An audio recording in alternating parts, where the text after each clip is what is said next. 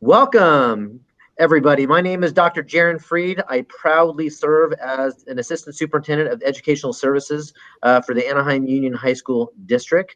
It is my pleasure to be here, and I'm excited to be able to launch our very first Anaheim Union High School District Future Talk. This is an opportunity to talk to some amazing people about the future of education, especially what it means to young people right now. So in our first show, we will actually be speaking to the host of all the future AUHSD talks, our superintendent, Mr. Michael Matsuda, and why he decided to launch this series, which will be screened on our AUHSD YouTube channel. Now, for those watching, Mike is known nationally as an education innovator, awarded the distinction as one of 12 national leaders to learn from EdWeek, the Visionary Leadership Award from CSUF, the Apple of Gold Award from the Hispanic Education Endowment Fund, California Administrator of the Year for Civic Education, and awarded an honorary doctoral degree from Chapman University. Mike, I want to welcome you to the show, and I want to kind of just dive right in and ask, why AUHSD Future Talks? Why now? Thank you so much, Jaron. It's great to be here and welcome our audience. I think this is more important than ever, the sort of the why. Why are we doing this? And in order to understand that, I think we need to understand where our kids were prior to the pandemic in March. Already, it was pretty dire for young people. And as you know, Jaron, that many of our young people across the country were really concerned about the high cost of going to college. The tuition colleges are exorbitant. Many young people know a cousin or an older brother or sister who went to a major university and is $100,000 in debt and working as an Uber driver or waiting tables. And so there's a disconnect, a growing disconnect with the cost of going to college and what are you getting for it. And this is prior to the pandemic. And statistically, we already know that Generation Z, this is the generation that these young people are called, besides college debt and unemployment, there was underemployment, meaning that the jobs that they were getting were part of this gig economy, like everything's sort of a gig. But that's a short term for non-contract employee, meaning that they're just temporary employees without benefits. And this is why with young people, they're so concerned about access to health benefits, especially now, right? Because that's such a big denominator. So, and the other piece was just that this sort of disconnect between what K-12, K-16 is doing and the world of work. So we are really about making that shift into the world of work and asking ourselves right now, what are we doing about that? Absolutely. So, Mike, I know in our district we've been blessed to forge many relationships with a number of key influential folks, some of which are our partners at Working Nation. Can you talk a little bit about the Working Nation relationship and what we've learned in our relationship with them that has really kind of influenced our thinking around the work that we do in supporting our students in terms of the future? Yeah, so Working Nations is a nonprofit based in Los Angeles, and it's funded by a billionaire, Art Bilger, who about 6 years ago kind of foresaw the future in terms of where American jobs and American economy was headed. They produced a short video called Slope of the Curve, which we watched and we shared with our parents. And it was very frightening in terms of projecting 10 to 15 years out that the United States would be faced with a 40% plus unemployment rate. And that just sounded, oh my gosh, how could that happen? And he pointed out a couple of major things: the development of artificial intelligence taking away jobs, not only the driverless cars and driverless the trucks, but also like the college level jobs about accounting and even medical and law. I mean, these very sacred, high-end, white-collar jobs that artificial intelligence is impacting.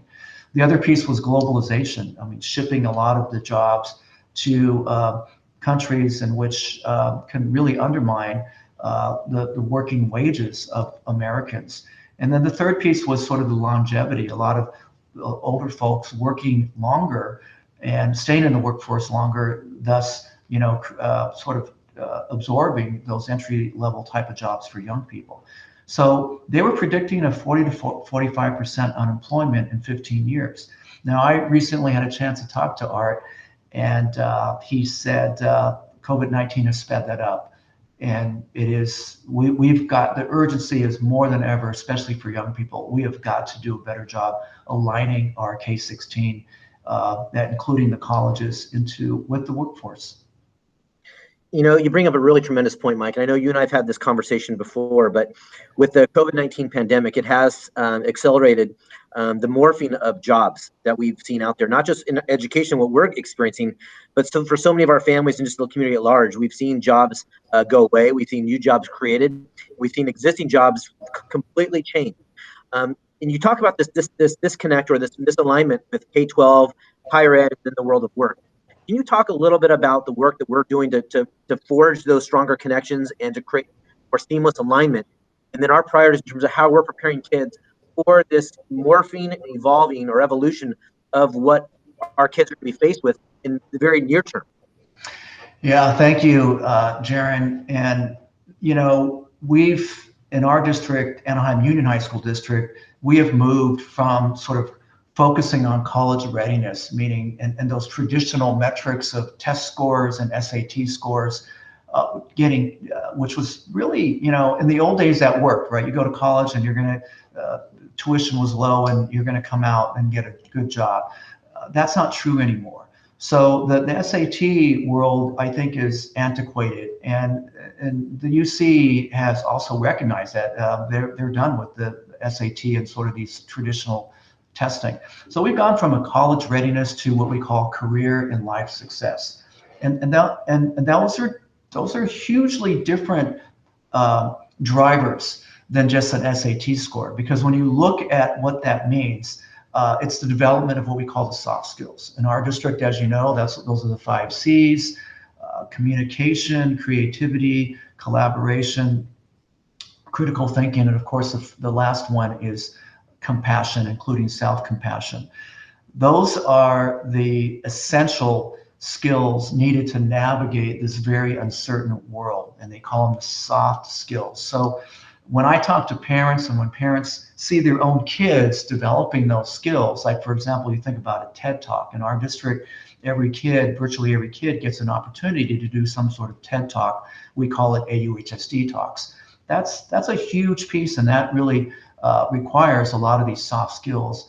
And the parents are really impressed with the talent that we're seeing with the kids.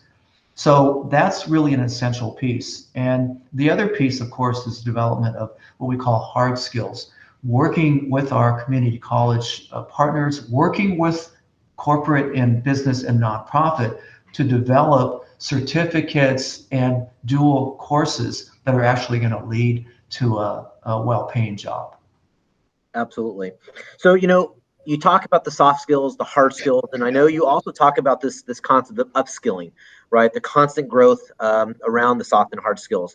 I know we've talked about this is a big equity piece for us, that in providing our students the opportunities to engage in the 5 C's, they're going to be prepared no matter what industry they choose later on. Can you talk a little bit about how the 5 C's, our focus on jobs and preparing kids in pathways, really do provide an equity piece for our students and giving them greater access to what they may traditionally not have access to? I think that would be important to help get your perspective. Yeah, so let's talk about Anthony Gomez, right? He's a student that graduated from Magnolia High School. Anthony Gomez, with a high school diploma and 2 cybersecurity courses he took with a partnership with Cypress College, was able to land a starting salary at $60,000 at Hulu with just a high school diploma. I mean, and our district is promoting more and more of those opportunities. You talk about equity right away, that the opportunity would not have happened without us really focus on students like Anthony Gomez, who would not have had that opportunity to land where he did. And I really believe that equity what we're doing is we're redefining what the gap is, because it's the traditional way to define the gap is like test scores, SAT scores, getting into uh, college, or how many AP courses that you take. The way that we're defining equity or redefining equity is looking at career readiness skills and life skills, which arguably are much harder to teach if you look at these 5 C's, right? The foundational pieces. So someone like Anthony Gomez has an option now. He's happily working at Hulu, but because we've also developed a continuum of learning beyond high school with our college partners, he is now positioned to go to UCI, major in computer science or cybersecurity, stay with Hulu, and probably upskill himself to a job that's 6 figures. That's beautiful. And I love how you're redefining this equity gap. I know you personally have your own perspective around equity, and you had your own interesting experiences with your family that have really shaped, I think, your perspective. Would you mind taking a moment just to share that experience? Because I think that really sets a beautiful foundation for why we're doing what we're doing as a district. Yeah, I was. My roots in Anaheim are very deep, and my mother and her father lived in Stanton. She drove her bike from Stanton to Anaheim High School. And if you know the how far that is, that's quite a hike. That's probably, I don't know, 6-7 miles across 2 cities to get to Anaheim High School. And so as a freshman, on December 7th, 1941, she was a freshman at Anaheim High School, American citizen, born here. And of course, that was the day of Pearl Harbor. And the United States, as a response to that, put in concentration camps, mostly Japanese American citizens, almost about 110,000 of them in these camps. And my mom and her family were uprooted and sent to these camps where, and afterwards, after she came out, her life was totally disintegrated, trying to come back to Orange County and trying to raise a family, and have doors slammed on her and treated like the other, like you're not American and you don't belong here, even though this is all she knew.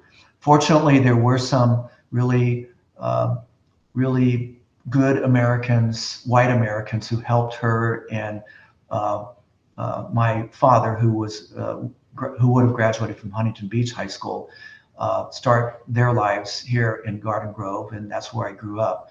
So fast forward, her son becomes the superintendent of the district, Anaheim, that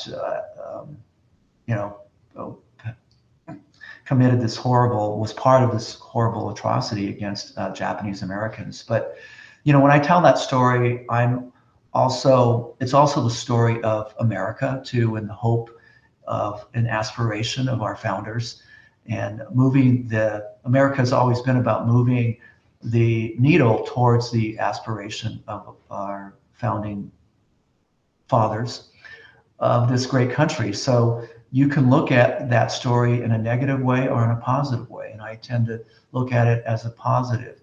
And I think, as we fast forward to the results of COVID-19, we see so many inequities now in terms of poverty, access to technology, just horrific problems out there that are going to be long-term with this, especially our Generation Zers.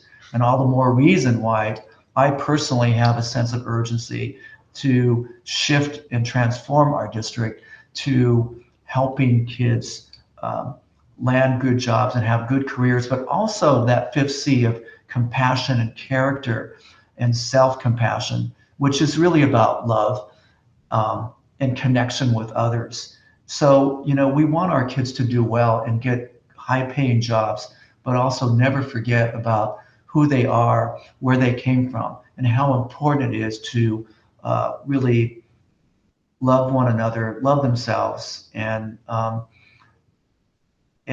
love their communities. Absolutely. Your story is powerful, and I do believe that it resonates with many of our students and our families that, sometimes struggle is part of life, but, with the right drive, the 5 C's, right, you can persevere and have great outcomes, which you're living proof of right now. Speaking of which, I know part of the AUHSD Future Talks, we're going to have a number of guests who have also persevered and who've done great work despite some challenges they faced in their life. Again, resonating with our students and our families. You want to talk about some of the speakers we have lined up for our future talks that you'll be hosting? Yeah, thank you for that. We're so blessed because we have an AIM partnership, the Anaheim Innovative Mentoring Experience, and now there's over 75 corporate and nonprofit partners as part of that. And we also have the Pledge program, which is all of our higher ed partners, and it's one of the premier promise programs with higher ed and in the state of California, and a lot of success around that. So we're very serious, Jaron, as you know, about creating these, focusing on career and life readiness. And we could not have done that without expanding the definition of education, K through 12 or 7 through 12 education in our case. Now it's becoming K through 16 and beyond in terms of our partners. So we're blessed to have those relationships with really amazing people that we're going to bring on the show in the coming months, including Chef Bruno Cerati of the White House, and he's world renowned. We're so lucky to have him, and what he's done for feeding the homeless prior to all of this. And these folks that we're bringing on are people that have been doing this their whole lives. It's not about getting recognition, although Chef Bruno has worldwide recognition. And so we're blessed to have him. Former Mayor Tom Tate, who we could not, as you know, we could not have launched the AIM program without someone with his vision and his love and compassion for our kids in the community. And, he's coming pretty much a self-made person himself. And it'd be interesting to hear his story because he has really brought forward the program. I don't want to call it a program, but the whole transformative focus on kindness in our community. And it's branded Anaheim as a city of kindness. And of course, our district is still the district of kindness. So it'd be interesting to hear his story. Sylvia Mendez of the Mendez v. Westminster, one of the first children to integrate California. And of course, she's very iconic and a freedom of Medal of Freedom winner, right, from the White House, from the President Obama. Joanna Schilling, president of Cypress College. We could not be doing all the great things that we're doing with dual credit without her. And I mentioned that the cybersecurity dual credit and visionary leader, Tim Nguyen, a multi-millionaire from Meridian Link out in Costa Mesa, one of our AIM partners. And Boaz Schoenfeld, another partner from Irvine, who's done amazing work with our kids on creating kindness cookies, kindness bracelets, all kinds of wonderful things, spreading kindness. And really, I think what we're doing is we're shifting the purpose of education to become more entrepreneurial, but grounded in kindness and compassion. So a lot of amazing speakers lined up, including some of our own student ambassadors that we're going to hear from too, because we're embarking on a major COVID-19 public awareness campaign in partnership with UC Irvine and Latino Health Access. So amazing people coming up. Absolutely. Well, Mike, I want to thank you so much for taking the time to speak and dialogue with me this today. I know, like many others watching, I'm looking forward to the future AUHSD talks that you're going to host, and look forward to being inspired by the guests that you just mentioned, not just in terms of hearing their story, but hearing you dialogue with them about the future of education and the urgency that we all feel right now to really transform education so that way it does work for our students and provides them with what they're going to need to be successful in not just college and career, but in life. So, Mike, thank you so much for being part of the show this morning, and I look forward to seeing all the great work that you and the others talk about later on. Thank you. Thank you, Jaron. Looking forward to it. Thank you so much.